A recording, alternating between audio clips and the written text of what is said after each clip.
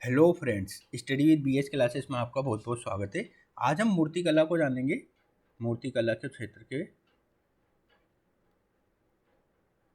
मूर्ति कला सामान्यतः तीन प्रकार की होती है। गांधार्य शैली, गांधार्य शैली होती है पहली। गांधार्य गांधार्य शैली। दूसरी होती है मथुरा शैली, मथुरा शैली। और तीसरी होती है अमरावती शैली। तीसरी होती है अमरावती शैली। तो हम गांधारी कला से प्रारंभ करेंगे। गांधारी कला क्या होती है? गांधारी शैली, ठीक है। गांधारी शैली को हम देखते हैं तो ये हेलेनिस्टिक कला का प्रतिनिधित्व करती है। हेलेनिस्टिक कला का प्रतिनिधित्व करती है ना। जो यूनान की मूल कला थी, ये हेलेनिस्टिक जो कला थी यूनान की मूल कला थी। यहाँ पे जो मनुष्य को समाज की सर्वोत्कृष्ट कृति माना जाता है। इसलिए मनुष्य की जो मूर्तियां बनाई जाती है, इसमें नग्न मूर्तियां, केश विन्यास पे विशेष बल ध्यान दिया जाता है। शारीरिक सुंदरता पर विशेषता बल दिया जाता है। और जो गांधारी शैली की विषय वस्तु है वो कौन सी है? वो भारतीय विषय वस्तु है। भारतीय विषय वस्तु है, ठीक है। जब मौर्योत्तर काल में भारत और रोम संबंध काफी घनिष्ठ थे तो गांधारी कला के विकास को बल प्राप्त हुआ। इसकी विशेषताओं को अगर हम देखें, है ना, विशेषताएं अगर देखें तो क्या होगी इसकी विशेषता? यथार्थवादी है ना। ये यथार्थवादी, जो गांधारी शैली यथार्थवाद पर बल देती है। दूसरा, मानव शरीर और संरचना का स्पष्ट अंकन किया जाता है ना, इस गांधारी शैली में। बालों के अलंकरण पर बल दिया जाता है ना। बालों के अलंकरण पर बल दिया जाता है। यूनानी देवता जो अपोलो थे, उसके समान सिर के मतलब अपोलो, यूनानी एक देवता है अपोलो, उनके समान जो बुद्ध को दर्शाया गया है। मतलब उनके जो वहाँ के जो देवता हैं अपोलो, और भारत में जो बुद्धिस्ट जब चल रहा था तो बुद्ध की मूर्तियाँ अपोलो भगवान के अनुरूप बनाने का प्रयास किया गया, ठीक है।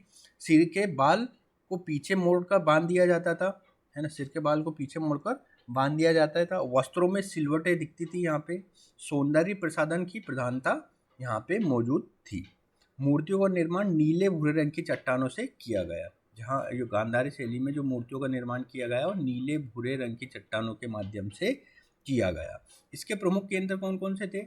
इसके प्रमुख क्षेत्र जहाँ पे ये मूर्तियाँ बनती थी वो था तक्षशिला, है ना। तक्षशिला पाकिस्तान में, तक्षशिला, जलाला, हट्टा, बामियान, ये इसके प्रमुख क्षेत्र थे, ठीक है। अब अगर गांधारी शैली पर विदेशी प्रभाव को हम देखें तो मैंने बता ही दिया कि बुद्ध को अपोलो जो थे भगवान, उनकी तरह दर्शाया जाता था। बाल घुंघराले बनाए जाते थे। जूते शारीरिक सौंदर्य पर विशेष बल प्रदान किया जाता था। अब हम देखेंगे मथुरा शैली। मथुरा मूर्तिकला शैली, ठीक। जो मथुरा के आसपास के क्षेत्रों में विकास हुआ है वो मथुरा शैली कहलाती है। ये कुषाण शासकों के संरक्षण में बनी है। और ये आदर्शवादी है ना। ये जो मूर्तिकला शैली है आदर्शवादी है ना, आदर्शवादी। इसमें ब्राह्मण, बौद्ध और जैन तीनों धर्मों से संबंधित मूर्तियों का निर्माण किया गया है। बलुआ पत्थर से मूर्तियों का निर्माण हुआ है ना। बलुआ पत्थर से मूर्तियों का निर्माण हुआ है। बुद्ध की मूर्तियों में सिर के बाल व दाढ़ी नहीं बताया गया है ना। और दाहिना हाथ अभय मुद्रा, है ना। अभय मुद्रा मतलब अभय मुद्रा में बताया गया है ना। अभय मुद्रा में बताया गया है ना। चमकदार प्रभामंडल बताया गया है ना। प्रभामंडल को चमकदार बताया गया है मथुरा शैली में। ये अब कभी कभी मथुरा शैली और गांधारी शैली में अंतर पूछ लिया जाता है, तो इन दोनों के आधार पर इनका आप अंतर बता सकते हैं। जैसे ये आदर्शवादी होती है, वो गांधारी शैली यथार्थवादी होती है ना। तो इस तरह से आप इनको डिस्टिंग्विश कर सकते हैं। नेक्स्ट आती है हमारी अमरावती शैली।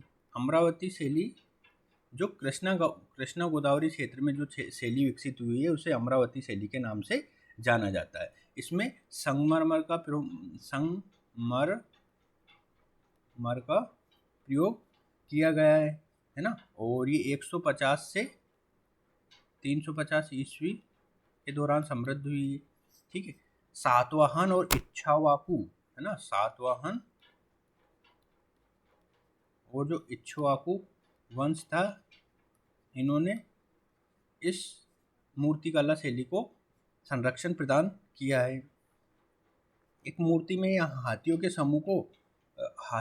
समूह को वश में करता हुआ दिखाया गया है ना। बुद्ध को हाथियों के समूह को वश में करता हुआ दिखाया गया है ना। हाथियों के समूह को वश में करते हुए दिखाया गया है ना। जो बुद्ध थे उनको हाथियों के समूह को वश में करते हुए दिखाया गया है।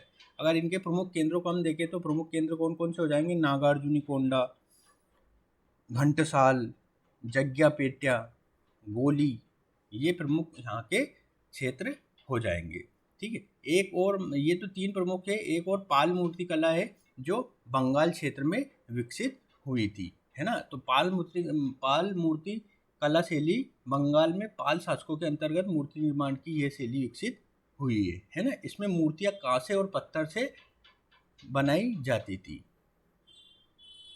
है ना। मूर्तियों को प्रायः आभूषण से ढक दिया जाता था। इसमें ब्राह्मण और बौद्ध धर्म से संबंधित मूर्तियां बनाई गई। मैं किसकी बात कर रहा था? ये बात कर रहा था मैं पाल मूर्ति कला की, है ना, पाल मूर्ति कला की। ठीक है। तो यहाँ पे मूर्ति कला का हमने ब्रीफ देख लिया है। अगले वाले वीडियो में हम आगे की बातों को देखेंगे। तो वीडियो देखने के लिए बहुत बहुत धन्यवाद।